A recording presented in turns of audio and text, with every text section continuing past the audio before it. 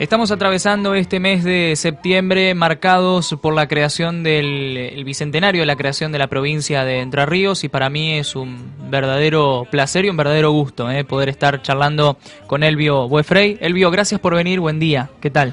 Buen día, ¿cómo estás? Bien, bien, bien, gracias, Bien. Gracias por venir, desde ya. No, muy amable y gracias a ustedes por la invitación. Qué lindo libro. Desde ya. ¿Te gustó? Sí. Bueno, Hemos estado compartiendo el Supremo y la República Federal Entrerriana, hecho incluso por Elvio, y me gusta desde la tapa al contenido y a cada una de las cosas que has presentado. La verdad que... Muchísimas gracias. La tapa tiene una explicación especial. Se trata de una escultura. Bueno, hay un tema con Ramírez, no se sabía cómo era Ramírez. No hay una identificación. No hay, por supuesto, no hay fotos, pero tampoco hay lo que se estilaba en esa época, que eran las pinturas, ¿no? Entonces, bueno, hay un cuadro que está en la Casa de Gobierno, en Paraná, y que se supone que lo modeló la hermana de Pancho, después de muerto, ¿no? Y hay una chica que se llama Melissa Pérez Lindo, que es una arquitecta que está en Santa Fe, que hizo sobre esa pintura, hizo esa escultura. Y mi hija, que es está estudiando arquitectura, hizo una especie de renderización digital. Claro. ¿No? Sí, que ya tienen todas las herramientas digitales, sí. Entonces... Y bueno, lo pusimos ahí. Yo tenía otra idea en su momento iba a tener otro nombre, pero bueno, ya ese nombre ya había sido ocupado, y entonces bueno, coincidimos en esto del Supremo y la República Federal Entrerriana. Y bueno, sí, la etapa verdaderamente está buena. Sí. Y ahora que conocemos entonces esa historia que ha pasado una renderización, entendemos también de que ha pasado por múltiples lugares y franjas etarias, porque ha llegado incluso a tomarla gente joven que dice vamos a ponerle esto, vamos a agregarle esto, y ha quedado así formada. Y también tiene un diseño interesante que también es fruto de la colaboración de mi hija, que está marcado los ítems importantes y los ítems no tan importantes, están como para no distraer la lectura, y a la vez hay una tercera línea, que es una línea de tiempo, que te va ubicando, digamos, espacio-temporalmente, a dónde estás en nuestro devenir, ¿no es cierto? Que es el índice mismo.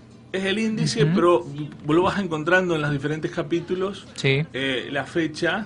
Sí. Está marcada con un color importante y te va diciendo, te va ubicando temporalmente dónde estás, digamos, ¿no? Sí. Espacialmente y temporalmente. ¿Ya lo habías pensado así desde un primer momento, cronológicamente?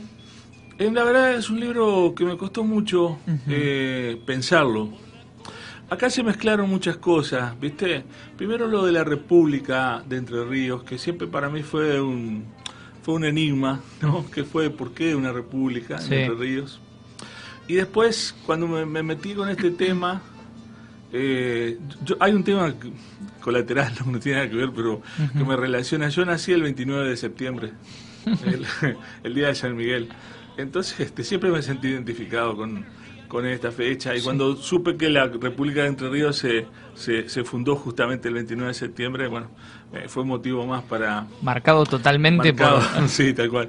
Y no, lo que... Después me metí con el tema Artigas y con el tema Ramírez, y la verdad es que ahí se me armó una tremenda,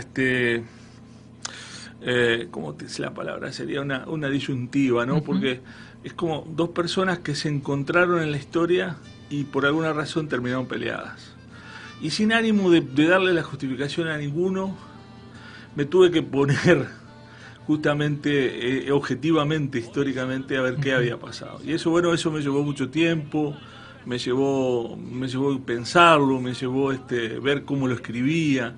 Yo soy muy amigo de la relación con la República Oriental de Uruguay, de ninguna manera quería escribir algo que le resultara lesivo. Bueno, terminé encontrando después una explicación a todo esto, y ahí encontré un poco el sentido de ser del libro, ¿no? De por qué Ramírez funda una república en Entre Ríos y no una provincia, como ya éramos. Claro.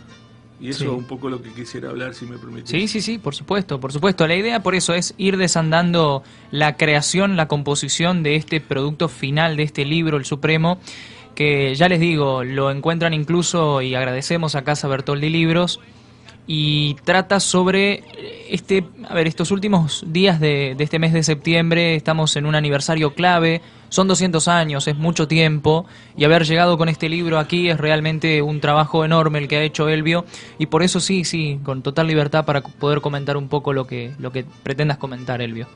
¿Cómo no? Bueno, mira, acá hay una historia que arranca bastante más atrás con las misiones jesuíticas. Las misiones jesuíticas, que uno las imagina allá en el norte, en Misiones, en realidad tuvieron una presencia bastante importante hacia el sur, hacia lo que sería el arroyo Yeruá, y de aquí para abajo todo lo que también una importancia, pero desde Yeruá hasta Yeruá manejada por Yapeyú, ¿no? Yapeyú era la capital de las misiones jesuíticas del Paraguay, y el resto era manejado por las misiones jesuíticas del Uruguay. Toda esta zona, toda esta franja de Colón, San José, José de Uruguay, Gualeguaychú, eran manejados desde el Uruguay, por los jesuitas. Claro. Entonces, luego viene todo aquello del virreinato, viene Rocamora, la fundación de las ciudades. La fundación de las ciudades de Entre Ríos, la mayoría se funda con gente venida de las misiones, con guaraníes. Lo que pasa es que no los anotaban porque no eran considerados ciudadanos. Pero la mayoría de nuestras ciudades, en su gran parte, fueron fundadas con guaraníes. Entonces, ahí se va formando, empieza en escena un personaje que se llama Artigas. Este hombre, realmente un tipo muy interesante, se forma con los jesuitas bajo la vocación franciscana, porque ya los jesuitas los habían echado, pero se forma bajo la ideología jesuita, bajo la filosofía, para ser más exacto, jesuita, y este hombre busca rearmar toda lo que había sido esa misión jesuítica del Paraguay y del Uruguay, y le da un nombre que se llamó Protectorado Artigas. Y mejor dicho, el nombre inicial era Pueblos Libres, la Liga de Pueblos Libres, ¿no? Sí. Ahora, esa Liga de Pueblos Libres, que estaba conformada por Corrientes, Misiones, Río Grande do Sul, la Banda Oriental, parte de Santa Fe, parte de Córdoba, tenía un problema muy serio, que estaba amenazada por dos grandes agentes en ese momento, digamos, que querían el control de esta zona. Por un lado, los brasileros, que venían avanzando por la Banda Oriental, ¿no? Y Artigas era el único que los hacía frente, y por el otro lado, el directorio. Claro. Buenos Aires. El propio centro. El propio centro, Sí. que lo que había hecho era trasladar, ¿no es cierto?, el realismo, que se llamaba, de España, de Madrid a Buenos Aires, pero tenía todas las mismas condiciones que los españoles. Entonces esta gente avanzaba desde el sur hacia estas provincias, y desde el costado teníamos a la amenaza de cosas. Y por otro lado, otro tercer actor que no jugaba nada, pero estaba ahí, que era Paraguay, que quería su independencia. Entonces, toda esta situación, ¿no es cierto?, aparece la figura de Pancho. Claro. Y Pancho aparece en primer lugar, Pancho, como le decimos cariñosamente los entrerrianos, aparece en primer lugar como un lugarteniente de Artigas. Hasta que tiene la posibilidad en una batalla, porque hay una cosa que destacar de Pancho, que era un estratega militar enorme. El tipo él formó el ejército entrerriano. Él pasamos de tener una tropa de indios desaparrados, ¿viste?, a tener un ejército ordenado, con uniforme, con tácticas militares. Fundó una compañía que se llamaba los Dragones de la Muerte, que eran una cosa que le tenía miedo. Sí, tenía una visión además. No, tremenda, el tipo, tremenda. Sí. ¿Viste? Era un Alejandro moderno. Entonces, en ese crecimiento personal que él tiene, es cuando se le presenta la oportunidad, ¿no es cierto?, de la batalla de Cepeda. Claro. Donde, aliado con los otros dos caudillos de Santa Fe y Córdoba, le dan una paliza, pero paliza en serio, sí. A la gente de Buenos Aires, ¿viste? En 10 minutos se resolvió esa batalla, en 10 minutos. Que hasta ahí, entre las fuerzas, entre Brasil, el centro y demás, el centro era el que peor acechaba. Exactamente. Buenos Aires es lo que más acechaba. No, incluso había tenido ya varios intentos de invadir Entre Ríos por Gualeguay, a través del río Gualeguay. Había estado en Gualeguay, había estado en Gualeguaychú, en las tropas directoriales, ¿viste? Entonces ahí este obra aparece con todo su esplendor, digamos, por llamarlo de alguna manera. Y ahí es donde, a mi juicio, comete un error, como todo ser humano. Tenemos todos nuestros errores, nuestros defectos, que es pelearse con Artigas, ¿no? Artigas también fue parte del problema, porque él venía golpeado, había sido derrotado en la batalla de Tacuarembó, ya no tenía casi más aliados, venía mal el hombre, y ya era un hombre grande, 50 años, y se encuentra con este muchacho de 30 y pico de años en el apogeo de su gloria, digamos, ¿no? ¿Ramírez estuvo siempre bajo el ala de Artigas? Sí, Ramírez estuvo siempre bajo el ala de Artigas. En el único momento donde él se abre, digamos, de Artigas fue en el Tratado del Pilar. Claro. Cuando firma él como jefe de la banda oriental, que la banda oriental no era el uruguayo en ese momento, la banda oriental era la banda oriental del Paraná, o sea, era Entre Ríos más Uruguay.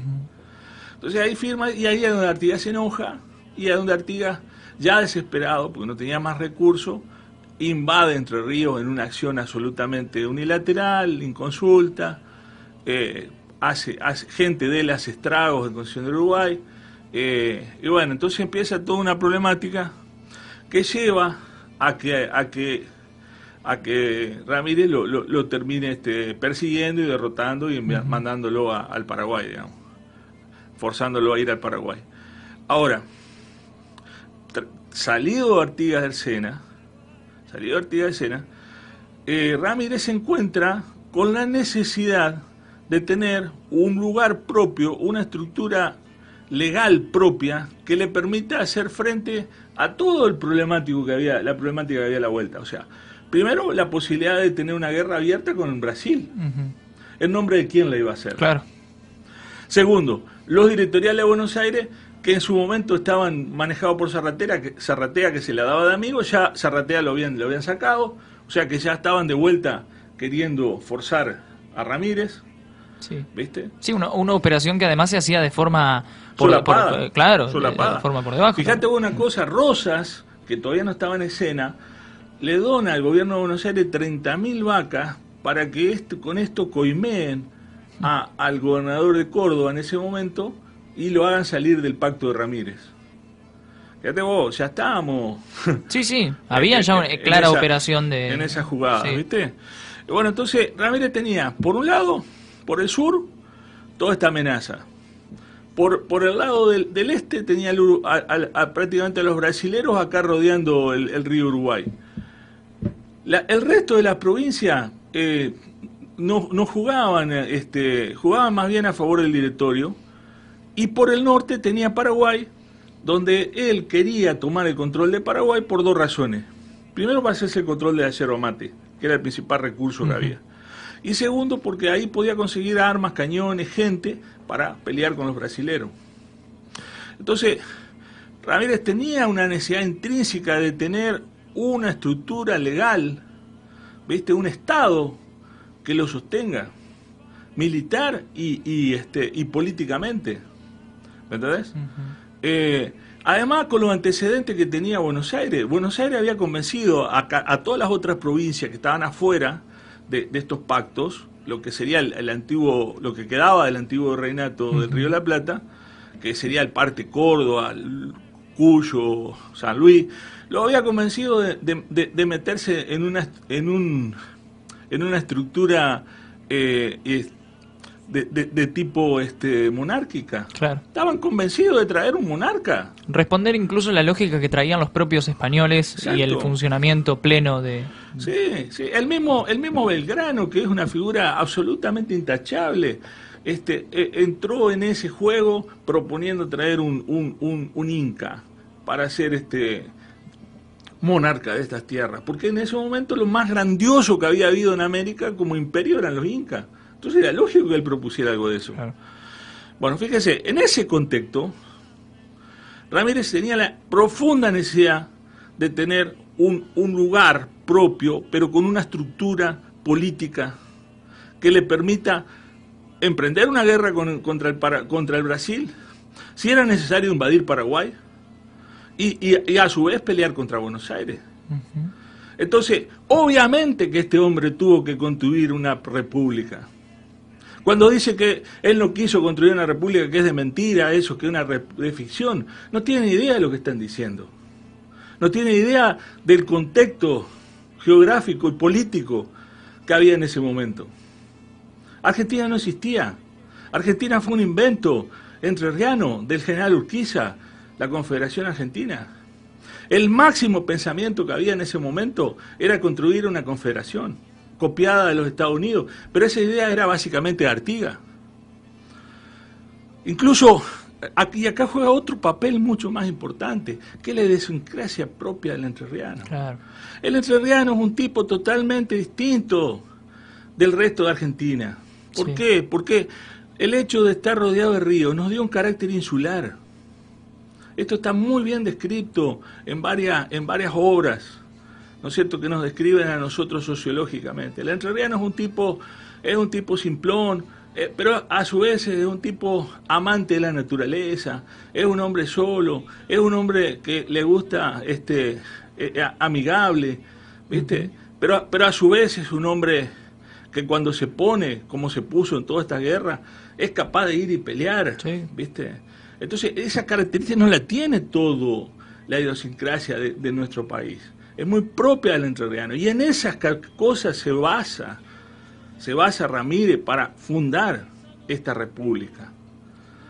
Y esas cosas siguen siendo hoy todavía, estando presentes muchas cosas. ¿Viste? El avasallamiento de Buenos Aires que hizo tras la caída tristísima de Ramírez, fue brutal. Fue brutal. Ni hablemos de lo que pasó después de Urquiza.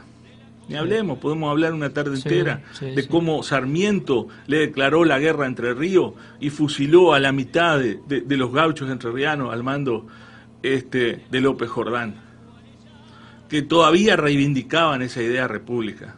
¿Entendés? Sí.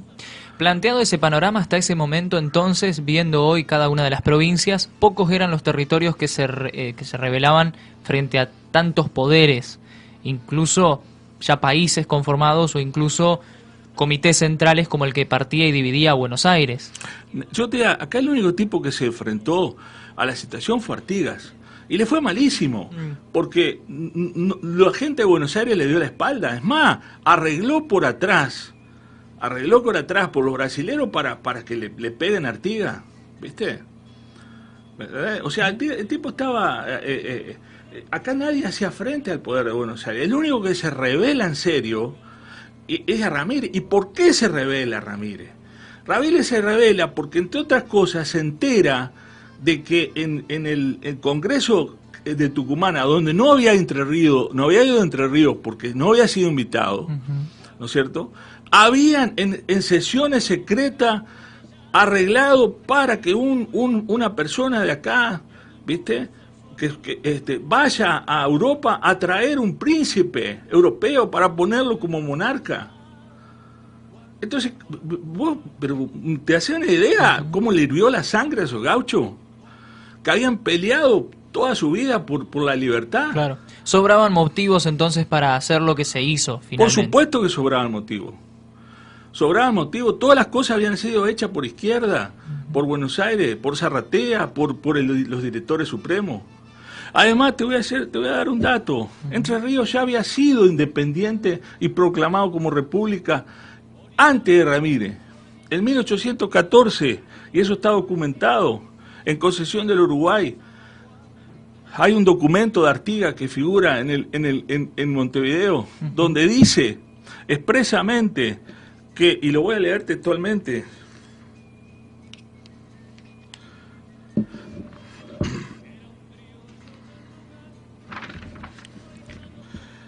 el 23 de abril de 1814 se pactó la independencia de los pueblos todos del Entre Ríos. La que no fue la que no fue reconocida por el director Posada, a pesar de que se firmara el tratado que cita a continuación. Y el tratado que cita a continuación es justamente donde Posada lo vuelve a restituir a Artigas, a quien lo habían tratado de infame traidor y lo habían tratado de un montón de otras barbaridades, y lo vuelven a poner en el título de protector. O sea que Entre Ríos ya había sido 1814. Antes. 2 años antes, incluso. 2 años antes, sí. En 1815, Artigas vuelve a llamar a un congreso en Concepción del Uruguay, y ahí vuelve a declarar la independencia, en ese caso no solo de Entre Ríos, sino de todo el grupo que conformaba lo que se llamaba Liga de Pueblos Libres. Claro. Lamentablemente toda esa documentación se perdió, ¿viste? Y no está hoy disponible las actas de ese congreso, pero está claro que hubo un congreso, y está claro que en ese congreso Artigas decretó la independencia. ¿De quién? ¿De quién? Y ahí está el problema. ¿Independencia de quién había que declarar? En primer lugar, de los brasileros, que lo teníamos del otro lado del río, ahí a punto de querer transformarnos en parte del imperio. Claro. En segundo lugar, de los realistas, que estaban todavía asentados en Montevideo. Y en tercer lugar, de los porteños. Sí, era terminar de dar ese golpe de separación. Exacto. Definitiva, para que no pase lo que... Porque ¿qué querían los porteños? Querían instaurar una monarquía con sede en Buenos Aires. Claro. ¿Me entendés? Entonces, cuando vos le querés plantear eso a un entrerriano, al tiempo le hirvió la sangre. Como entrerriano que era. Claro, claro. Y lo mismo le pasó a Urquiza. Urquiza después de lo que pasa con la Confederación Argentina, que Buenos Aires se retira de la Confederación, ¿viste? Urquiza vuelve a pensar en lo que pensó Ramírez de independizar Entre Ríos, y lo manda a su hijo Gualdino a hablar con el cónsul inglés en Rosario, Sir Hotton, ¿viste? Para arreglar ese tema. ¿Me entendés? Sí. O sea que era algo que estaba en la cabeza de la gente. Y lo mismo pasó después, casi, te diría, 10 o 15, 20 años después, con López Jordán. López Jordán vuelve a tomar la idea de independizar Entre Ríos cuando se da cuenta que Buenos Aires manda tropas federales. 3 ejércitos invadieron Entre Ríos, con fusiles Remington y ametralladoras americanas, ¿viste? Y ahí él se tiene que exiliar en Brasil, y se junta en pelotas allá en Río Grande do Sul con un enviado del emperador de Brasil para arreglar la independencia de Entre Ríos. Pero ¿por qué todo esto? Como te vuelvo a decir, porque históricamente nosotros teníamos razones para creernos y para hacer una república. Segundo, porque en la idiosincrasia de la gente no tenemos nada que ver con otros lugares de la Argentina. Y en tercer cuestión, porque los porteños sí o sí querían avasallarnos. Y ese avasallo que se consumó con Sarmiento y con Mitre, ¿viste? ¿En qué terminó? Terminó en la postración de Entre Ríos. Claro. Vos fijate que desde esto estamos hablando en 1870, el último intento de López Jordán de levantar la bandera entrerriana, hasta 1970 no tuvimos un puente que nos comunique con el resto de la Argentina. No tuvimos un puente. Una especie de condena que se... Nos condenaron. Claro. ¿Y sabía por qué nos condenaron? Nos condenaron porque nos pusieron como carne de cañón para una posible invasión brasilera. Entre Ríos iba a ser el campo de batalla.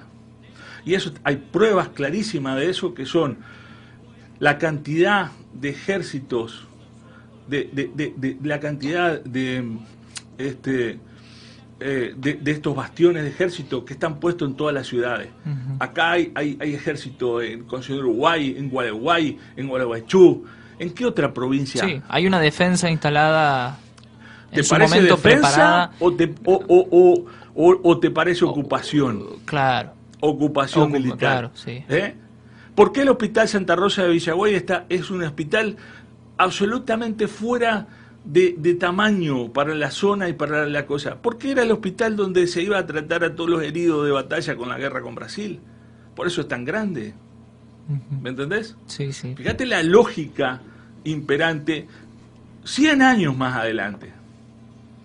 100 años Incluso más ya adelante. habiendo conformado el territorio argentino. Ya estando conformado el territorio argentino, exactamente. Entonces lo que luchaban estos tipos, que era por una confederación, ¿qué significaba la palabra para ellos confederación? Lo dice Artigas muy claro, yo lo que quiero es que cada provincia tenga su propio mandato y haga después lo que quiera. ¿Qué significa lo que quiera? Que pueda tener relaciones exteriores, que pueda, solamente se pongan de acuerdo, por ejemplo, si quieren, como en Estados Unidos, para determinados temas con el gobierno federal. Pero el resto que sea mandato propio de las provincias. Claro. Los puertos provinciales, que fue el gran problema de la Argentina. Y lo sigue siendo, porque lo hasta el sigue día de siendo. hoy se planteó el tema de la coparticipación la semana pasada. Exactamente. ¿Querés que te diga dos datos actuales que nos marcan dónde están parados? ¿Dónde estamos parados? El 80% de los recursos de la provincia de Entre Ríos son de origen nacional. El 80%.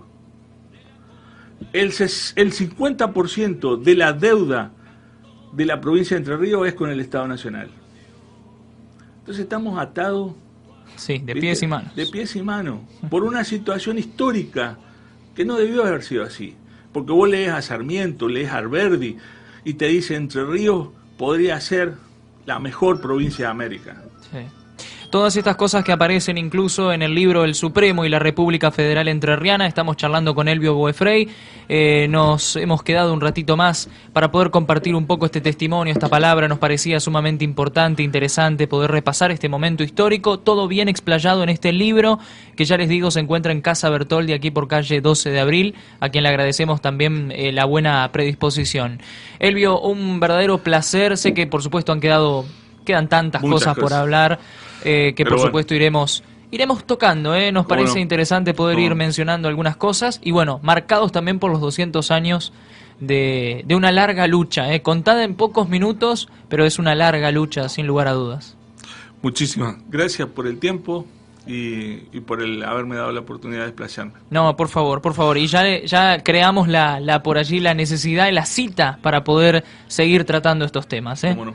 Desde ya muchísimas gracias. Charlábamos con Elvio Boefrey sobre este libro, El Supremo, Francisco Ramírez y la República Federal Entrerriana.